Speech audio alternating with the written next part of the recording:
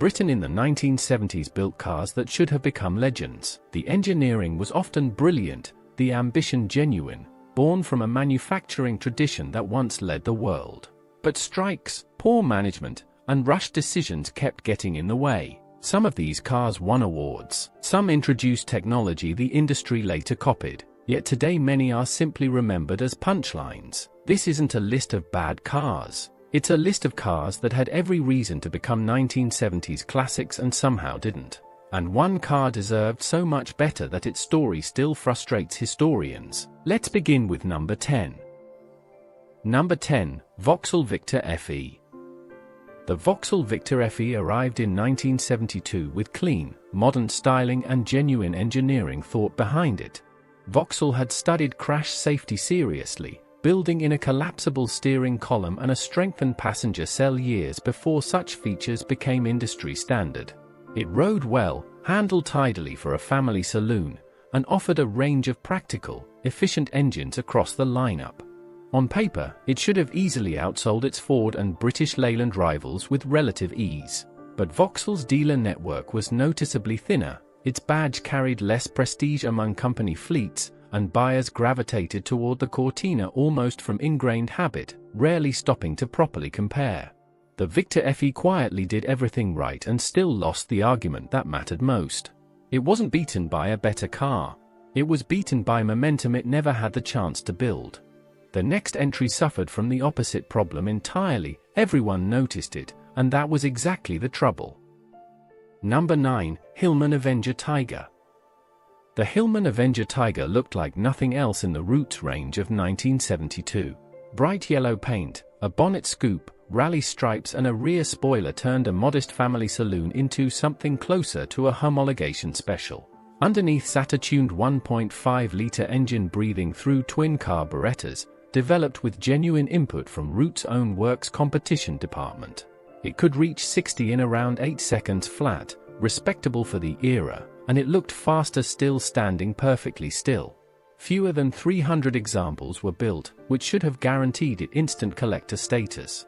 Instead, Chrysler's takeover of Roots diverted funding and attention elsewhere, and the Tiger's boy racer image aged badly once the fuel crisis made frugality fashionable again almost overnight and unexpectedly. A brilliant halo car left with nobody much around to shout about it. What came next had the opposite problem, a car everybody wanted to love, undone by the badge stitched onto its boot. Number 8, Morris Marina Coupe. The Morris Marina Coupe is routinely mocked as a byword for British Leyland decline, yet the two-door coupe version deserved a rather fairer hearing. Styled with a genuine fastback silhouette and offered with a lively 1.8-liter TC engine, it was BL's answer to the Ford Capri, aimed squarely at buyers who wanted genuine sportiness without sports car money to match. Early road tests praised its performance while criticizing its dated live-axle rear suspension, a compromise forced by tight development budgets and an even tighter deadline to market. Reliability problems and patchy build quality did the rest of the damage, and the Marina name became shorthand for everything wrong with 1970s Britain. Few survive today, ironically rarer now than many genuine classics from the same showrooms of the era. It never stood a chance against its own reputation. The next car, by contrast, had no reputation problem at all. Its issue was timing, and timing can be just as cruel. Number 7, Jensen Healey.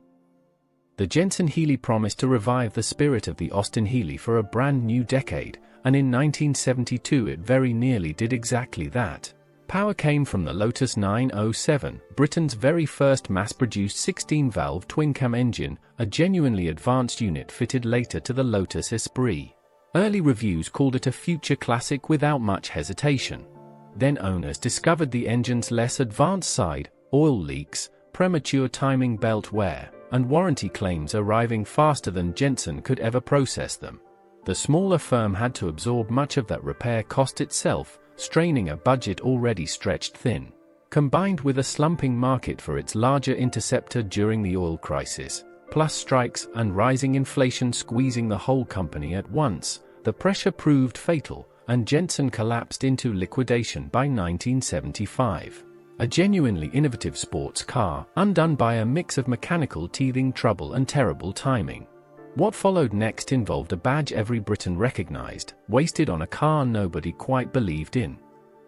Number 6. Triumph Dolomite Sprint. The Triumph Dolomite Sprint arrived in 1973, boasting something genuinely remarkable: the world's first mass-produced 16-valve engine to reach volume production, developed in-house using a clever single-camshaft design that avoided the cost of twin cams entirely. It was properly quick, capable of embarrassing sports cars costing twice its price, and it looked handsome in a crisp, understated way that suited British roads perfectly. Motoring journalists were thoroughly impressed. Buyers, in theory, should have followed close behind. But Triumph's Canley factory was gripped by industrial disputes throughout the car's early life, strangling supply just as demand was building nicely. Quality control suffered whenever production restarted in a hurry, and the Sprint's reputation never fully recovered from those early, damaging stumbles. A genuinely clever piece of British engineering, undone entirely by circumstances that had nothing to do with the car itself. The next car, however, didn't fail because of strikes. It failed because nobody at head office could decide what it actually was. Number 5. Vanden Plas 1500. The Austin Allegro stablemate, the Vanden Plas 1500, tried something rather unusual, taking a much-mocked family hatchback and dressing it as a miniature luxury car, complete with a genuine walnut dashboard, deep leather seats, and Vanden Plas's traditional chrome grille fitted up front. It sounds absurd, yet the execution was surprisingly convincing, offering genuine comfort and real craftsmanship at a modest price for buyers. The problem was context. Buyers who wanted luxury motoring associated the Allegro underneath with British Leyland's well-publicized quality troubles, and no amount of walnut veneer could quietly disguise that connection. Enthusiast buyers, meanwhile, dismissed it outright as badge engineering before giving it a fair try. It sold in respectable numbers but never escaped its parent car's shadow, and collectors have largely overlooked it ever since. A genuinely well-made oddity, punished for the company it kept. Next came a car whose failure had nothing to do with quality, and everything to do with corporate nerves. Number 4. Austin Princess. British Leyland's Austin Princess arrived in 1975 wearing Harris Mann's dramatic wedge-shaped styling, a design so distinctive it still looks genuinely futuristic decades later.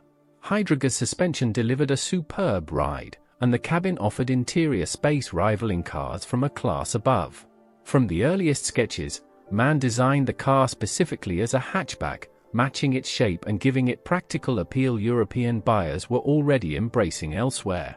Management overruled him, worried a hatchback Princess would steal sales from the aging Maxi range. The result was a striking car saddled instead with a conventional boot that undercut its own silhouette, competing against genuine hatchbacks like the Renault 20 and Chrysler Alpine while pretending it wasn't one itself. By the time BL finally corrected the mistake and launched the hatchback Ambassador, the moment had already passed. A design ahead of its time, deliberately held back by the very company that built it. The next car very nearly avoided that exact fate. Number 3. Triumph TR7. Triumph TR7 was meant to drag the British sports car into a new era, and its wedge profile, developed under strict new American safety regulations, was engineered to survive rollover legislation many assumed would ban convertibles outright. British Leyland built it as a fixed-roof coupe accordingly. That legislation never arrived. By the time BL realized its mistake and introduced a convertible, years had been lost, and a V8-powered version capable of real performance appeared only in the car's final, underfunded seasons. Strikes at the Speak factory produced cars so wildly inconsistently built that the joke wrote itself. Reliability depended entirely on which shift had assembled yours. Had the convertible and the V8 launched together from the very start, the TR7 might be remembered among Britain's great sports cars rather than its great disappointments. Instead, it became a cautionary tale. The story that follows is stranger still, because the next car succeeded everywhere except the one market that mattered most. Number 2. Jaguar XJS. The Jaguar XJS launched in 1975 as heir to the E-Type, and it never stood a chance of escaping that comparison. Powered by a smooth 5.3-liter V12 producing effortless, silent power, it was engineered for continent-crossing speed rather than sports car theatrics, a deliberate and defensible shift in direction. Critics at the time refused to accept it. They wanted another E-Type and received a Grand Tourer instead, judging the XJS against a legend it was never designed to replace. The 1973 oil crisis then made a thirsty V12 look reckless just as the car reached showrooms nationwide, and early sales limped along for years afterward. It eventually found its audience, running in production until 1996, but that first, brutal decade of misunderstanding cost it the classic status it arguably deserved from launch. Almost every excuse has now appeared in this countdown: bad timing, wounded pride, industrial chaos, corporate indecision. But the final car lost something none of the others did. Number 1. Rover SD1. The Rover SD1 should have been Britain's proudest automotive achievement of the decade. Launched in 1976 with dramatic fastback styling reportedly inspired by Ferrari's Daytona, it combined a muscular 3.5-liter V8 with genuine hatchback practicality, something no rival executive saloon offered. The press adored it instantly, and in 1977 it won European Car of the Year, the last wholly British car ever to claim that title. Waiting lists formed. Then the actual production cars arrived, and everything slowly unraveled. Flaking paint, faulty electrics, and water leaks poured out of a factory disrupted by industrial disputes and rushed cost-cutting decisions made under pressure. Police forces who'd embraced the SD1 returned their fleets early. Ford's unglamorous Granada quietly outsold it. The SD1 wasn't beaten by bad design. David Bake's styling remains genuinely striking today. It was beaten by the very company built to deliver it. Britain built a genuine world beater and then dismantled it, panel by panel, on its own production line. 10 cars, 10 different ways British engineering outran British management. None were failures of imagination.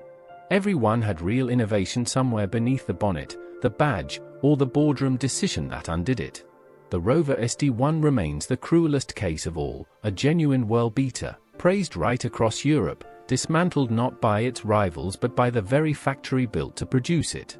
That's the real story of 1970s Britain, a nation of brilliant ideas, unable time and again to properly protect them. If these 10 made you wonder what else got quietly lost, Britain Rewind has more forgotten stories waiting. Until next time.